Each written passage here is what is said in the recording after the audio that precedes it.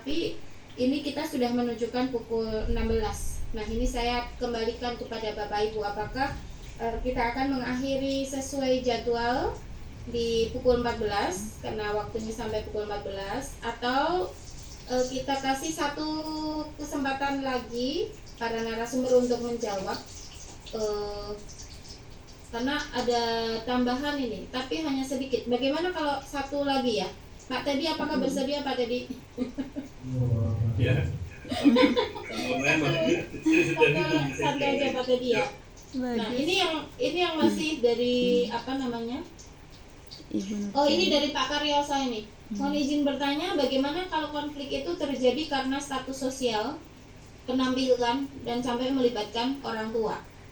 Lalu kemudian ini dari Ibu Nurjana, SMA yang 1 Purbalingga. Saya baca ya Ibu. Program-program unggulan untuk sekolah damai sampelnya apa saja Pak? Nah, ini nanti yang akan dijawab oleh Wahid Foundation ya. Itu saja Pak Dedi, satu saja itu, dan satu lagi sebentar. Ada dari Bu Rohmati Ningsih, gimana kalau misalnya izin pakai cadar? Itu pertanyaan terakhir. Mohon untuk Pak Teddy menjawab, nanti setelah itu akan saya tutup diskusinya. Silakan yang terakhir. Ya, terima kasih Bapak Ibu sekalian yang antusias semuanya luar biasa ya.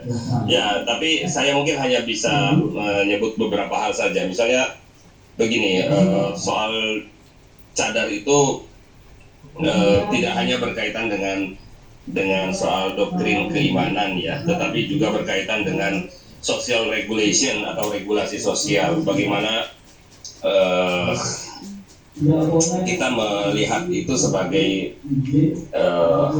sebagai cara berkomunikasi dengan yang lain. Tetapi ya memang begini,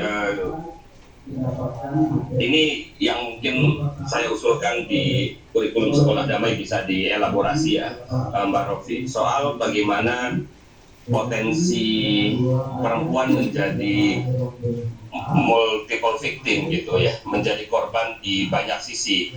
Nah, ketika berbicara sadar, kemudian saya teringat, saya pikir ada hal yang mungkin harus dimasukkan, karena ketika membuat materi ini saya teringat presentasi saya soal bagaimana psychological capital, modal psikologis perempuan sebagai problem solver gitu ya, meskipun bukan satu-satunya, tapi saya kira dari sisi itu penting untuk mencermati itu.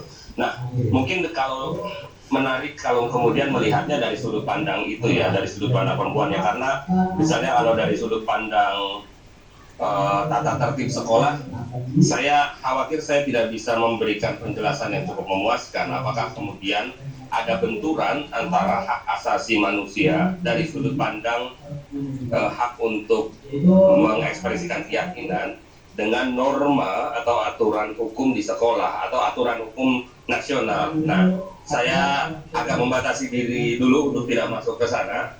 Saya perlu mengkaji apakah ada ketegangan atau ada problem compliance, ketidaksesuaian antara praktik itu dengan konstitusi kita. Saya kira itu ya, saya baru yang bisa saya pegang. Terima kasih.